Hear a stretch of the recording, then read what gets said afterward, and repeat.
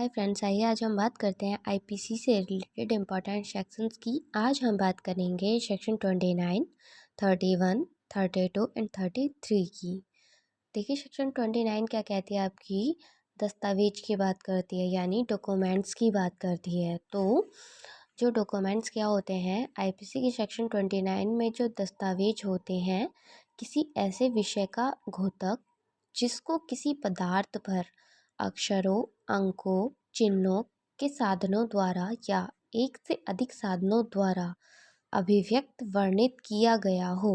भाई देखिए, क्या इसके अकॉर्डिंग दस्तावेज क्या होते हैं, जो किसी विषय के घोतक होते हैं, किसी विषय के बारे में पूरी जानकारी देते हैं, मतलब घोतक का मतलब, और जिसको किसी पदार्थ पर अक्षरों के माध्यम से, अंकों के, चिन्हों के, भाई देखिए, जो आपकी बुक्स होती हैं, काफ़ी बुक्स ऐसी होती हैं आपकी जिसमें चित्रों के माध्यम से पूरे इतिहास के बारे में बताया जाता है।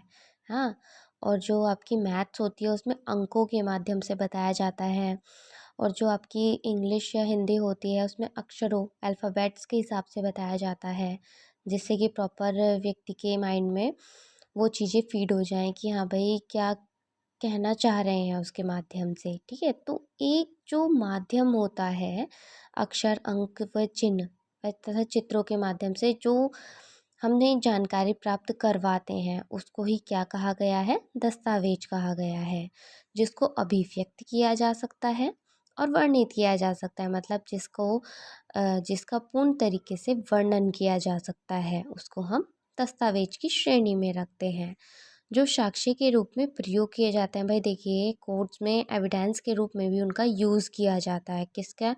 सिलापट का, पत्र का, दीवार पर लिखना, खून के निशान बनाए आदि, ये सब चीज़ें किस में आती हैं? दस्तावेज में आती हैं। और देखिए, यहाँ पर बात होती है अब आपकी एविडेंस एक्ट की सेक्शन 3। तो सेक्शन 3 में भी आपका जो हमारा भारतीय साक्ष्य अधिनियम 1872 है, उसकी सेक्शन 3 भी दस्तावेज की बात करती है। वहाँ पर किन किन दस्तावेजों की बात हो रही है? लिखित, मौखिक, ये सब दस्तावेजों की बात हो रही है ना। उसमें क्या है, प्राइवेट दस्तावेज सेक्शन 75 में, लोक दस्तावेज सेक्शन 74 में, दस्तावेजी साक्ष्य चैप्टर 5 में।